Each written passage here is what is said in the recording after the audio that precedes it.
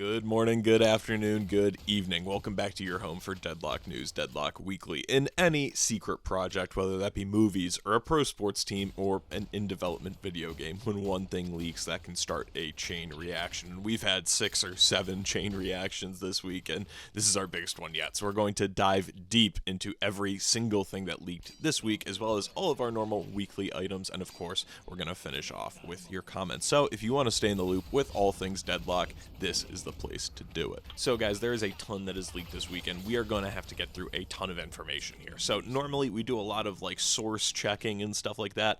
I've done all that ahead of time this week. Just know, obviously guys, things with leaks, they can change, but I'm very confident in what we're going to talk about here today. And we're obviously going to be taking a look at screenshots as those become relevant to what we're talking about. So the number one thing is the base. Both teams are going to be getting new identities that sum up their sides of the map's aesthetic, and that is at the core in the base. The two identities are going to be Eldritch Foresty versus kind of a steampunk gothic is the description the two sides have been used, and possible, team names to sum up that vibe.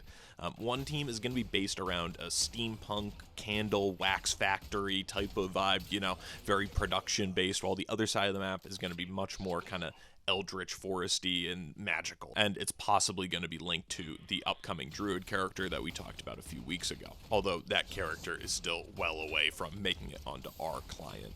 And then the big kahuna of the week, we actually got a screenshot of the Eldritch Foresty side of the base, which obviously, look at it. This room looks incredible. And it looks like there's going to be some new logos and some new UI for the heroes up top. And as we dive into the screenshot, we can see the patron standing there as well. He's no longer this kind of ominous floating head, which I love. One of the only things this game is actually lacking, in my opinion, is an engaging base siege mechanic. And so hopefully this new base provides that in one way or another. We don't really have any details on how the patron actually fights, unfortunately, yet, but it looks like it's certainly going to be a little bit more active than it was in its prior, or rather its current kind of floating head iteration. And what's also interesting is that there are now 2 distinct exits from the base. We had heard prior that the devs were testing with multiple exits. Last I had heard that they were testing 3 exits.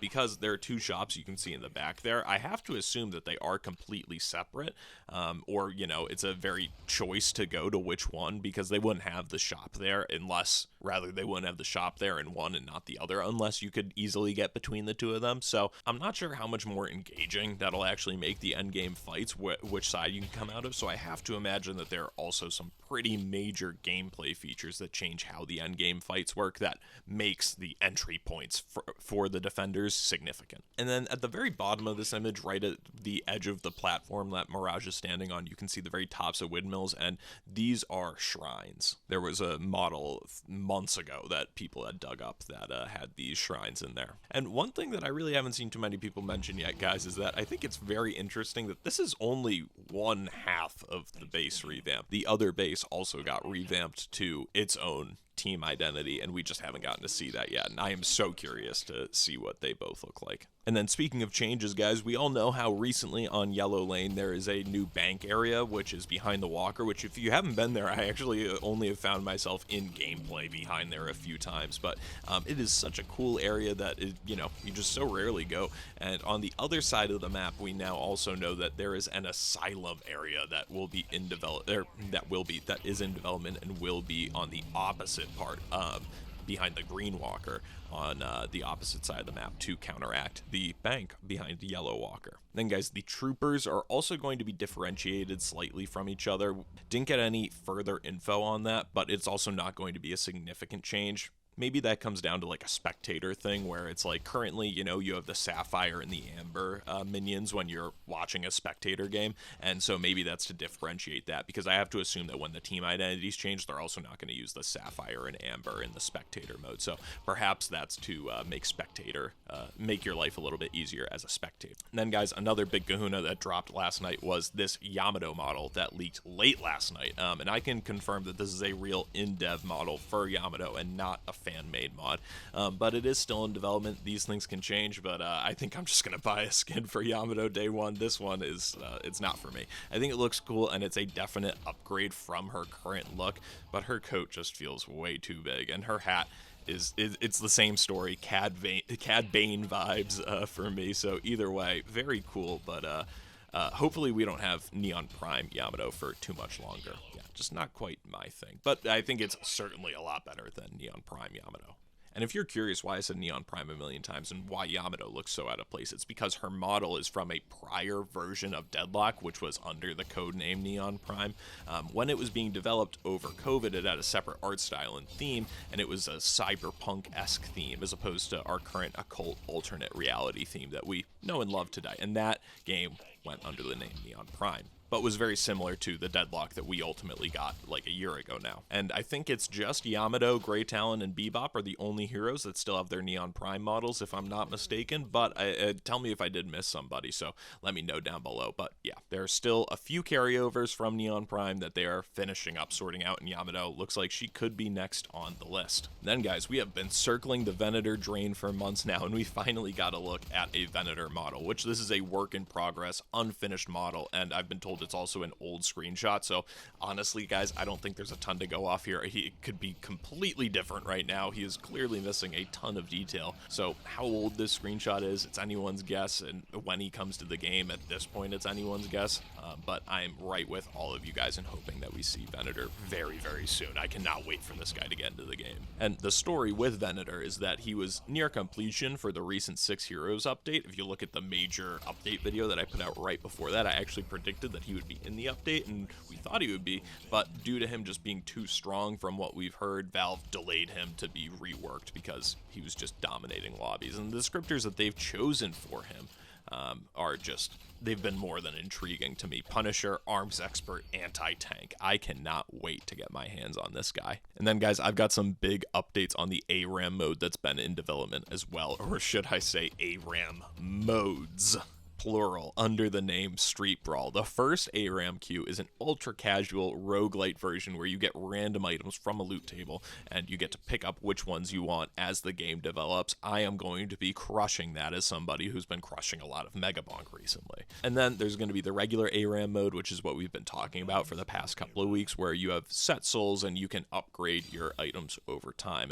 And that mode is going to be a best of 5 round-based game mode. Each round, you get a set amount of souls to spend. Kill the Guardian to win a round, and round 5 tiebreaker, if it gets to that, it has 2 Guardians to attack. And so who knows when ARAM mode is going to get released, but it's being actively patched. It's been patched multiple times in the past week, which that also, I just realized, might be confusing as well when I say it's been patched multiple times in the past week, and you're going, it hasn't been patched in my game. What are you talking about? If you don't know, there is a very, very small group of players that is included in a much smaller playtest than the one that we are taking part of in our main client. As far as we can tell, it's maybe a few dozen people who have access to a client that is much, much further along in development, to the tune of probably 1 to 4 months further along in development than what we ultimately are playing as Deadlock and talking about here on Deadlock Weekly. And really, since the spring, for about the past 6 months now, there have been people in that private playtest who have been leaking things to various other members of the community that then gets reported, and that's how we wind up talking about it here on Deadlock Weekly. It's a playtest within the playtest, Jerry. Then, guys, there were some rumblings as well this week about a Magician and Viper remodel incoming soon, but I have been told that that is not the case, and do not expect a Magician and Viper rework incoming. Then, guys, something that we don't normally get when leaks like this come out is that there was actually a lot of drama about the leakers and their sources this week, so let me know if you want to hear more about that, and I can maybe make a video or something. Maybe we talk about that next week a little bit. But as we dive into our Winrates Weekly, Victor has separated himself a little bit from last week from Paige, and it's no secret as to why, although I do find it surprising the page is still up on here. People are really coming online with that character, but yeah, Victor, I'm not sure if we are going to wind up in a kind of like 7 situation with Victor, where it's like, is he just going to be forever the most powerful, or he's not going to be good at all? Where I know some people might not remember, but there was a time where 7 just wasn't very good when his ult wasn't very good. But either way, he did get banned a bunch of times in Deadlock Night Shift earlier this week, so I think you can expect to see some Victor nerfs incoming whenever our next patch is. And then Mirage and Vindicta are on the bottom. Vindicta really doesn't feel like she's in as tough a spot as Mirage does. Mirage just feels really dumpstered at the moment. Not that I really play a lot of Mirage, but every time that I've seen a Mirage on my team or the enemy team, I just have not felt very concerned at all. And And that feeling is validated by his place on the win rate chart. Vindicta, though, really, I mean, she doesn't feel nearly as bad. Maybe it's just because the ult is just always going to be strong with her. But let me know if you guys think that Vindicta feels underpowered. Mirage, though, I certainly think is in the buff waiting room. And one thing now that we are, a couple months, has it been a couple months now since that Heroes update came out? But now that we're a significant chunk of time away from the 6 Heroes update, one thing I wanted to point out is that Haze and Infernus no longer have 90% pick rates, which is fantastic. It is so nice not seeing a Haze or an Infernus in every single game that I play. And it's just due to the fact that there are more heroes that more people want to play. And that's a quote-unquote problem that as more heroes are added in, that'll just sort itself out over time. That's a too small roster problem. Then, guys, we break into our tournament roundup. Could you believe that the Abrams Buff Enjoyers matchup is our least salty one of the week? And I know I say Abrams, it's your own fault. You picked Abrams as the logo. You named your team Abrahams. That's your problem. Buff Enjoyers 2-0s Abrams this week to Abrahams. That time it was my fault because I just said it. This week to defend their title. In game 1, I think has the lowest amount of kills I've seen in a night shift yet, at least that I can remember off the top. Like most high skill matches, guys, this one, it ends with a slight advantage and then that team being able to go get mid boss off that advantage. And as we've talked about a few times, it's essentially a 9v6 team fight, which is almost impossible for a high level team to lose. And then, guys, in North America, Sneaky Golems, reminder that this is a lot of the old Hydra Nation roster. They mulch the melee creeps in a 2-0 affair. We've talked about some toxicity in Europe recently, and it looks like it's bleeding over into North America. I just realized it's October, and I used a bleeding reference. Ooh. With the melee creeps, and specifically Lord NM going back and forth in the game chat with Sneaky Golems members and giving the tried and true pause right as Patron is being killed. If you recall, Lord NM was the final member cut from Hydra Nation before their implosion, and this isn't the only time they've made it clear since their release that they are not happy with those core members. Then, guys, we got the Trolley Open, which we'll talk about next week. It's going on right now. Once you finish this video up, which honestly, guys, I'm kind of up against it. I may or may not get this video out late, so hopefully it's still going on. Maybe it went on yesterday. It's really, though, just such a amazing celebration of our shared interest in this game. It is just so cool to see so much high-level competition, and I mean, just look at the mid-boss that they got. This is just so awesome to see, and just the start of what this game is going to become. It's so fantastic, and I don't know, I feel happy that I am here for moments like this in this game's history. And then, guys, the Deathy Death Slam Europe signups are now open. The link for that is in the description. And College Deadlock is still ongoing as well, so keep up to date with their bracket and on their Twitch channel as well. The links to both of those are in the description. Then, guys, let's talk some Deadlock. Our first comment comes from D. Volante. Thank you so much for being a member, Volante. I really appreciate it. And they said, Hydra Nation disbanded? This game's competitive scene has been so rough. I hope the release of Deadlock in like a year or two makes things more stable. And yeah, I'm not gonna lie, Volante, there is a reason that the tournament roundup is usually one of our shortest sections. In the future, I really do expect the pro scene to kind of become the stuff the week in and week out Deadlock viewers really want to see, because eventually we're going to stop getting leaks at this frequency that we did this week. The game's just not going to be developed to that level, or rather need to continue to be developed at the frequency that it's at right now. And, you know, the Trolley Open is testament that there is demand for it, but consistent demand right now, it's really not there because it's just straight up difficult to keep track of anything, much less everything that's going on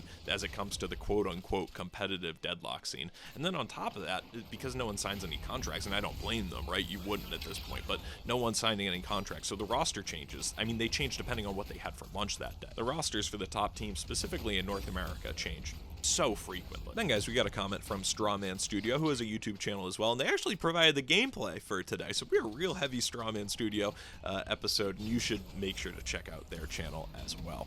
And they said, I think a rank reset, even if it was purely a cosmetic change, was a step in the right direction. My friends and I have gotten such a massive morale boost from going from Archon to Ascendant, especially after grinding the past few months. My concern is whether or not this actually changes the matchmaking, but with how much people were clamoring for something to stop the Initiate 1 glut, this was a really fantastic change.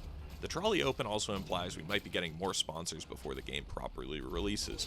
We're still in development and the game is getting a $20,000 sponsor. Imagine how big it'll get when it finally releases. And I kind of want to attack this one in reverse because the last comment we answered, but yeah, the Trolley Open is a testament to how good this game is and how invested its community is.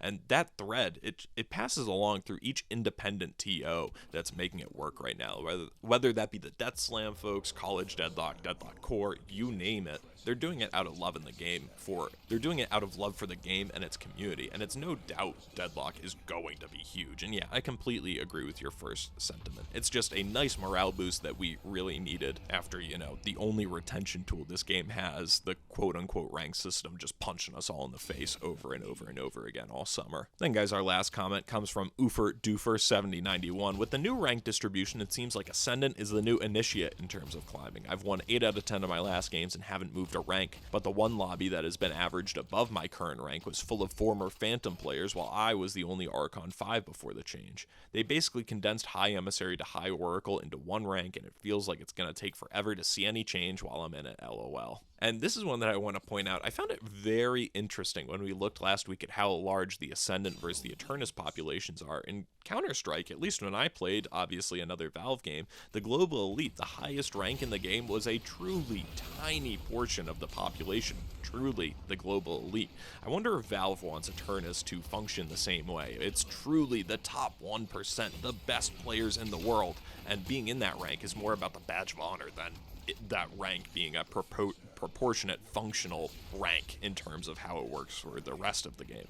If I had to guess, I think that they want Ascendant to be big by design because they want that to be a massive gate to get into Eternus, because they want you to be able to say that if you are an Eternus player, you are a truly, really fucking good Deadlock player.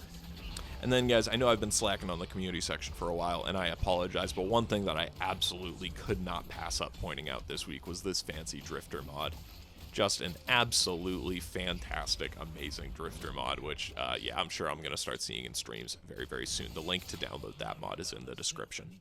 Alright, I am curious to see where the runtime on this video winds up, because I literally just passed 30 minutes of recording right now, and normally I record for less than 20 minutes, so I really appreciate you sticking with me to the end with this one, guys, and if you did make it to the end, make sure to subscribe so that next week's makes it into your feed as well, because if there's Deadlock news, this is the place to hear it, and I want to make sure that you don't miss it. So guys, I hope you have a fantastic week. Members, guys, thank you so much for being a member. It really means the world to me, and all the kind comments on last week's video really mean a lot to me as well. So guys, I hope you all have a fantastic week, and I will see you again over the course of the week at some point, and definitely next weekend. Peace. I gotta sure this up. The intro is so tight. The outro stinks. Peace.